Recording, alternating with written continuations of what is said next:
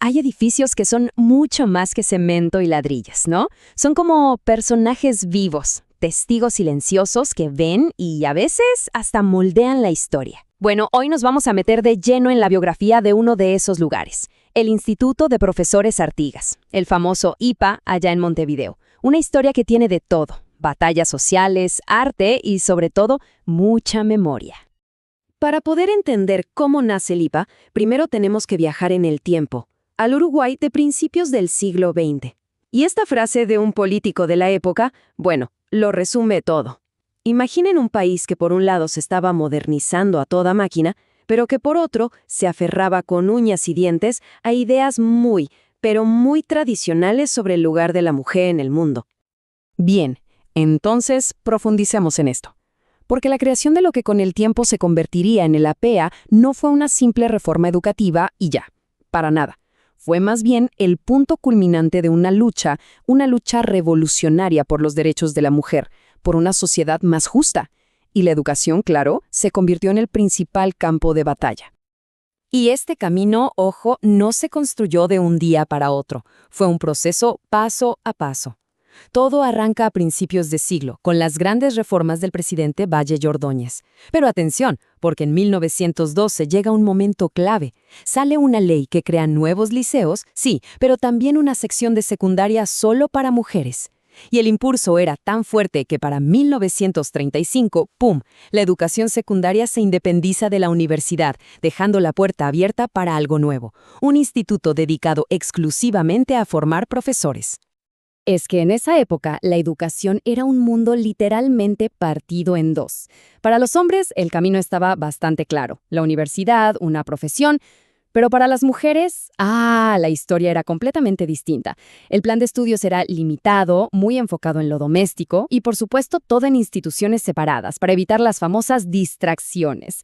En un mundo así, la sola idea de una universidad de la mujer era algo totalmente radical y a la vez muy necesario. Y así, de a poco, pasamos del debate de ideas al nacimiento físico de la institución. Y es que la historia de cómo un espacio que era para hacer deporte se transformó en un faro de conocimiento es, la verdad, fascinante. Este lugar es casi como un camaleón. Tuvo 3 vidas muy diferentes. Su historia arranca en 1911, cuando era la Plaza de Deportes número 1, un lugar para el cuerpo.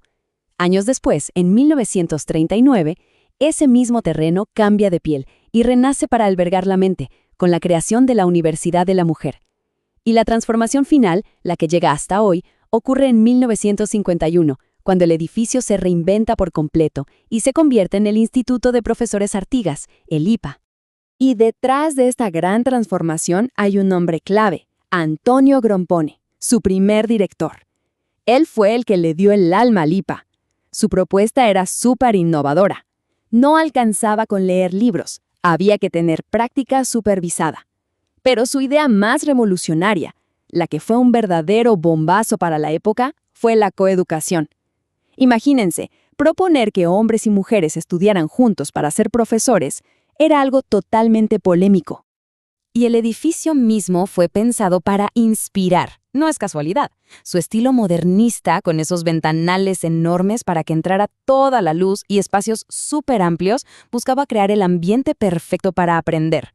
Además, el arte no era un adorno, Desde el principio se integraron obras como murales y relieves que contaban una historia, que conectaban la arquitectura con la misión de educar. Pero, como en toda buena biografía, no todo fue progreso y crecimiento. La historia del IPA también tiene un capítulo oscuro, muy oscuro, en el que la institución y su edificio enfrentaron su prueba más difícil. 1973, un año que lo cambió todo en Uruguay. Con la llegada de la dictadura cívico-militar, el país entero se transformó. Y para una institución como el IPA, que había nacido para fomentar el pensamiento crítico y la libertad, esto no era solo una amenaza, era un ataque directo a su corazón, a su razón de ser. El impacto fue inmediato y fue devastador. De un día para otro se acabó la autonomía, se empezó a perseguir a profesores y a personal, y la libertad de pensamiento fue totalmente suprimida. Pero si hay un acto que simboliza toda esa represión, ocurrió el 5 de septiembre de 1973. Ese día, las autoridades retiraron la campana del instituto. Silenciar la campana era, literalmente, intentar silenciar a Lipa para siempre. Pero, y este es un pero importantísimo, hasta en los momentos más oscuros siempre hay un gesto de resistencia. Un funcionario del INPA, un hombre de apellido Pereda, hizo algo increíble. Rescató la campana en secreto, la escondió y la cuidó durante 40 años, incluso cuando tuvo que irse al exilio. Fue un acto de desafío silencioso, como guardar una promesa de que la voz del instituto, algún día, volvería a sonar. Y las promesas a veces se cumplen. 4 décadas después de ese silencio forzado, en el año 2014, llegó el momento del reencuentro. La campana por fin regresó a su hogar en el instituto. Y su primer tañido, imaginen ese sonido, no fue solo el reinicio de una rutina, fue un paso gigante en la recuperación de la memoria histórica de todo un país.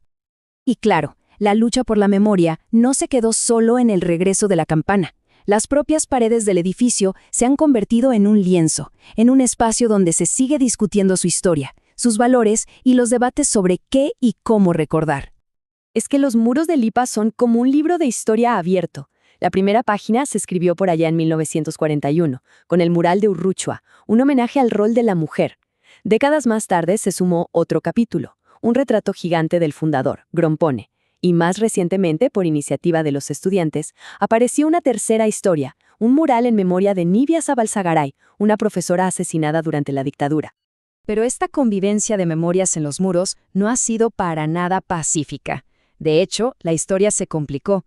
Durante una supuesta limpieza de fachada, las autoridades pintaron encima del mural de Nibia Zabalsagaray. Lo borraron, y como se podrán imaginar, ese acto no pasó para nada desapercibido. Al contrario, generó una controversia enorme y abrió un debate súper intenso sobre qué historias son oficiales y cuáles simplemente se pueden tapar. Y todo este conflicto nos deja con una pregunta que sigue resonando, ¿no? Al final, ¿quién tiene el poder de decidir qué memoria se queda en un muro público? ¿Qué voces merecen ser escuchadas y cuáles pueden ser silenciadas con una simple capa de pintura? A pesar de esta historia tan movida, o quizás justamente gracias a ella, el IPA de hoy ha seguido evolucionando, adaptándose a los nuevos tiempos, pero sin nunca olvidar su legado. Hoy su misión es súper moderna. Ya no está solo en Montevideo. Ha llevado la formación de profesores a todo el país. Ha invertido millones en modernizar sus instalaciones, en integrar la tecnología. Y en un acto de justicia poética, el ala nueva que se construyó en 2009 fue bautizada Nibia Zabalsagaray. Su memoria, la que una vez fue borrada de un muro, hoy es parte de la estructura, de los cimientos del edificio. La biografía de este edificio nos deja con una reflexión final.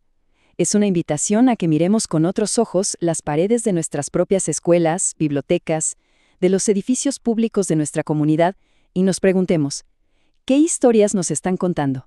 Y sobre todo, ¿cuáles han sido borradas?